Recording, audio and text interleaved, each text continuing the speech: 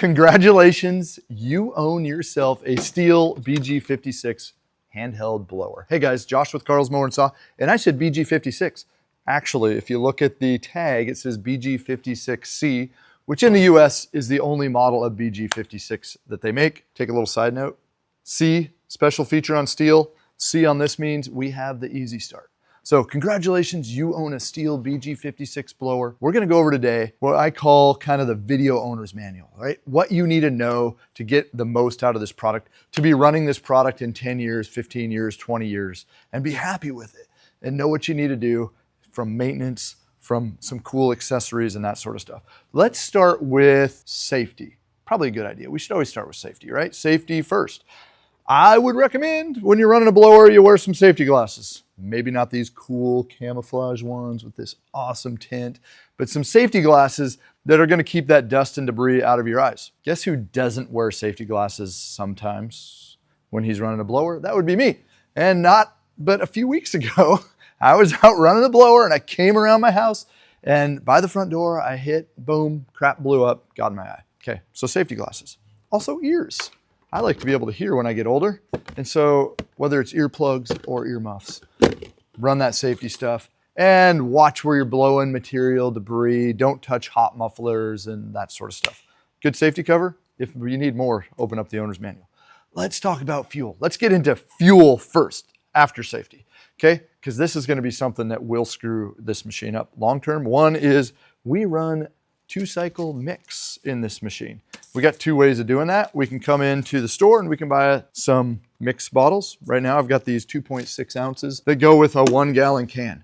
Easy way, if you're running a lot of fuel, this is a great way to go. If you don't use it a lot, or when this machine goes into hibernation, right? Maybe think January, February, although my blower gets used every month of the year, to be honest. I use it all year round and I don't see why you wouldn't either.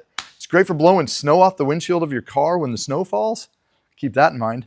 Or when you drag the Christmas tree out of the house and all those needles are all down the sidewalk, blow it off. But when it's in hibernation, or if you find yourself going through less than a gallon of fuel a year, or maybe 2 gallons of fuel a year, maybe consider Moto Mix. This stuff is amazing. Liquid gold, yes, it's expensive, but it's the best. It runs better, it starts easier, it doesn't plug up the jets, it doesn't cause corrosion internally.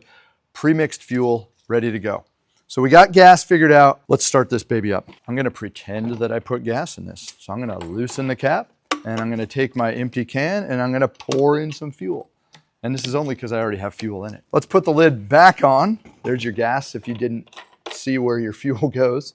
And then we're gonna look at the top. We have a primer. We're gonna pump this primer 5 times. 1, 2, 3, 4, 5. Why 5? You know, sometimes you only need 2 pumps.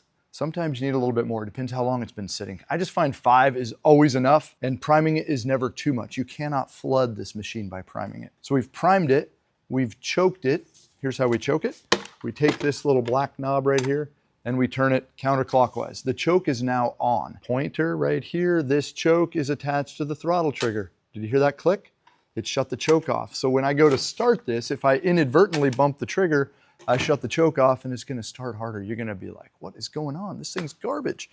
So choke it, and then as far as the on and off, it is always ready to start. It is ready to ignite. There's an I there, ignition, let's go, blast off. I then hold, personally, I hold the machine kind of like this between my legs. Some people want to put it on the ground. Let me come down here, put it something like this and pull up, okay?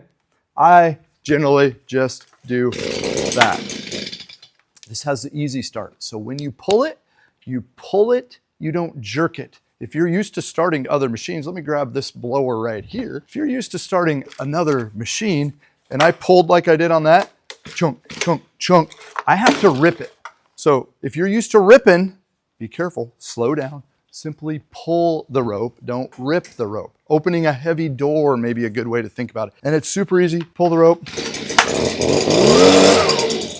I always recommend letting it warm up for 30 or 40 seconds before you start hammering down on the throttle, because you're gonna find a blower, most of your runtime is gonna be at that full throttle. Sure, you're gonna have those places where you pussyfoot around a little bit and you don't wanna blow it up in that alcove, but there we go. Now, why would we wanna run it at full throttle? One is performance, but there's another reason that I want you to run it at full throttle primarily, or at least full throttle before you park it, right?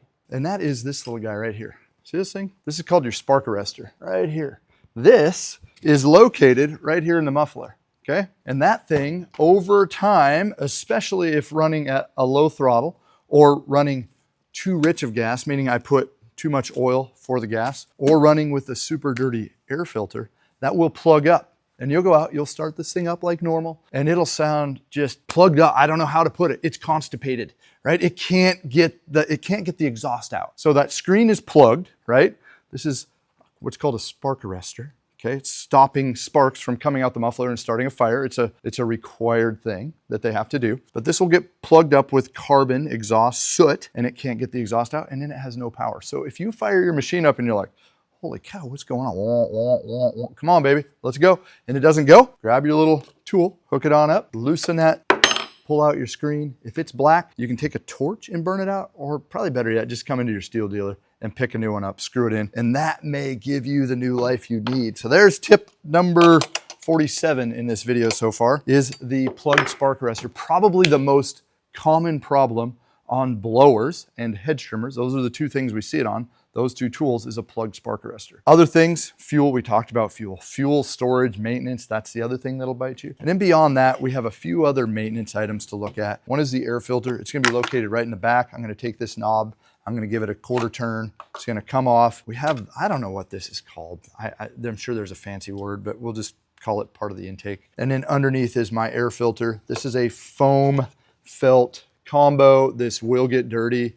You've seen pictures of air filters that we've posted on social media before. Keep an eye on this. When it starts looking nasty, you can try to wash it, let it dry for a day, or simply come in and grab yourself a new one. We do have a fuel filter in the tank. That's hiding down in here. In order to get that out, you got to go fishing. So first thing would be to get the fuel out of the system, get a little wire, create a little hook on it, reach down in, and you can pull out the fuel filter. As a homeowner, I'd probably do that, honestly, every 4 to 6 years. I mean, I know that's a big range, but you don't need it a lot, especially if you're running good, fresh gas. Gas that sits, gas that's months old will cause problems to fuel filters. Gas that's months old that is ethanol fuel, that has ethanol in it, will absorb water into it. Those sort of things will wreck fuel filters. So a little bit of fuel maintenance goes a long way for fuel filter maintenance. And then the one last thing on a maintenance item that I would point out, get this cover back on here, is the spark plug. And that's right here, this fancy little black cap. Be careful. When you go to pull this off, if you just pull up, you're gonna rip this boot off. Happens all the time, doesn't matter the brand, I see it. They get almost welded onto the spark plugs and people grab it and they pull it off. So just simply take and wiggle it up and it's off, okay? Spark plug, again, probably every 4 to 6 years. If you're a heavy user, maybe more often. They're fairly cheap, and who wants to go to use their machine in May and it doesn't start and you find out it's just a stupid spark plug. So maybe you just do it every year because it's easy, right? Okay, we've got the maintenance, we've got the fuel, we've got the safety. I wanna point out a couple other things that maybe you didn't look at when you were in the store and picked this up, some optional equipment that you can get. One would be the flat nozzle. So this came with the round nozzle. This is putting out 412 CFM and 159 miles per hour. But if you want a little larger punch, a little bit more punch, this flat nozzle's gonna take you up to about 180 to 190 miles per hour, and it'll drop your CFM by 10 to 15%. So somewhere, let's say in the 400 CFM. So not as much for moving leaves further distance, but if you need to peel wet leaves off of concrete, that flat nozzle can be a quick, easy add. And you can do that one of two ways. You can simply unscrew and screw it in, or latch it in, however you want to put that. I personally, I'm about 6 foot. I like to just put it here, because when I find that I'm using this nozzle, I want to be close to the ground. Look at that. Look at that, it just hangs perfect. This is one well-hung unit right here.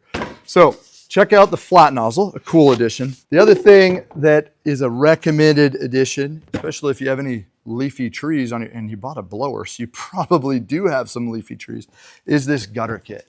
Keep yourself on the ground, keep your feet firmly planted. That's a simple addition that's gonna hook on. You're gonna take this off, it's gonna hook on here, boom, give you 10 feet plus of tubing. You carry the machine like this, you got a little J hook at the top, blows your gutters out. Put on your rain jacket, try to do it on a dry day, clean those gutters out, save some serious housing repairs, save a broken hip. The gutter kit, the flat nozzle, there's a vacuum kit, there's a few other things, but let's get the most out of your BG56. Thanks for checking out this video. For more tips, tricks, subscribe to our channel. And if you're in the Pacific Northwest, we'd love to see you in store at Carl's Mower and Saw.